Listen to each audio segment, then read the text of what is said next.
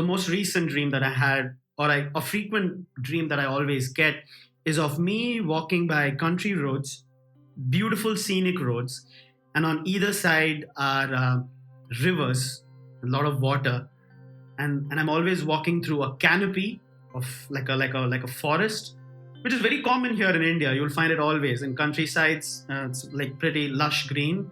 It's a canopy of trees, and the sunlight's like barely breaking through the leaves, and the road always ends at a beautiful cove, and it's an abrupt end to the road, and then that's it. That's the end.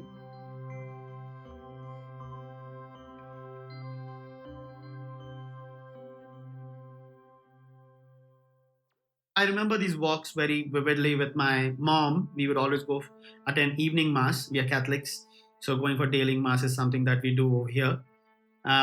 Going with her daily walks to church, and it was like just a kilometer away. And we stayed in teachers' quarters, Kharagpur, a small town, a beautiful town in West Bengal, and it was always had these huge gulmohar trees and beautiful. So walking by in the rain and all that, it was a beautiful experience walking with my mother going to church, and she would always hold the umbrella for me because I was obviously a kid.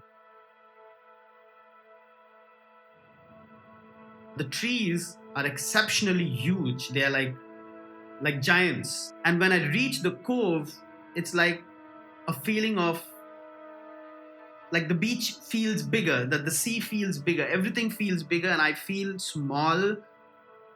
That's what really stands out. Feeling small. Yeah, no one likes to admit it, but yes, I do feel small because I had these giants in my family. My father was a accomplished officer in the railways. My mother was a well accomplished teacher and a popular playwright in the town. Her plays were very popular. My three sisters were very, very talented, and they were like good grades and everything. And I was like the black sheep.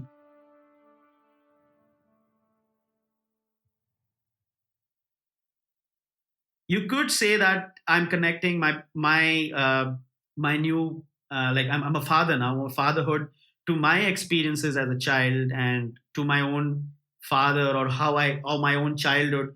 And I'm finding it very difficult, like, okay, is this it, or is there more to it? Like, do I have to do more for my child? Because beautiful roads, peaceful, serene, but then abrupt end. Is this it, like the next stage of life? Or am I also internally preparing, like, okay, that's it, maybe another 10, 20 years, and I'll also like take my ticket home, and I'll be off of this planet? Will you be able to cross over to the next stage of life, which is, well, we all now have a very short span. So will you be able to transition to a good father, a good family man? Will you be able to make enough money for your family, or will you just kind of, that's it? I know, like they say, like it's celebrated, but getting a son is extremely scary. And I have a couple of friends, and I've always asked them the same question: how do you feel? You're a dad now, and you have a son. And they've always said it's like looking at a reflection in the mirror, and he's just going to be like you, and you have to be very careful. So I was like, okay, I'm going to be a dad now, and I have a son. So you freeze, and then you have this small little baby in your hands, and you're worried if you're holding him right and all that. But then it hits you back, like my dad provided for me things that he didn't have as a child. You have to address those emotions, which is like, did I have this when I was a child? Did I have that? I didn't like going to school. Should I put him in a school? I didn't like eating biscuits, or I didn't like jam. It's like a very scary thing. It sounds silly, but it's very superficial. But deep down, I think it's the fear of not raising, of facing, like he becomes someone like you, and you have to, every man has to kind of figure out his own identity as a man. So how do you kind of guide him through that, and how do you protect him? Do you shelter him, or do you just cut him loose and like you figure it on your own, and I will always have your back? My relationship with my father, a takeaway would be that he passed away when I was fairly young. And he was always busy working. So my memories of him would be only on weekends, because he would come home on weekends, and we would always go shopping because he would buy groceries for home, and he would always get me sweets. if my father was alive, I would have been sheltered. I would have been, I would have been a typical goody goody boy. But since I lost my dad at a very young age, I have friends who are both this side, who you can say antisocial, and I have friends who are also goody goody boys. I know how to blend in and balance between this and that. I know how to get along with everyone. I can move in and out of circles. I can I can face anything. So that's what I felt like initially. I used to feel very down, like, okay, what if my father was alive? I would have been like, life would have been different. But actually, no, life is better for me. I can navigate through life's problems more easily. Now I understand it, now that I'm a grown man, 37. I understand the value of it now. Everything happens for a reason. No matter how brutal the lesson, everything happens for a reason. And at the right time, the wisdom of it will open up to you. That's actually more scary because my kid's still young and I'm aware of these facts.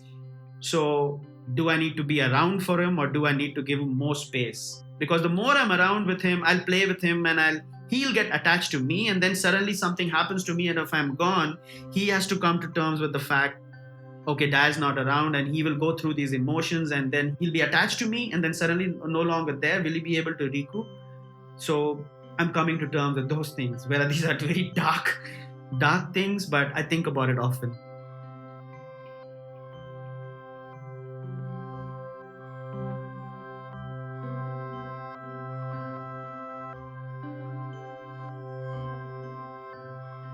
Dream Logic is made by me, Elias Campbell, and Sean Sutherland, with producer Victoria Hoare.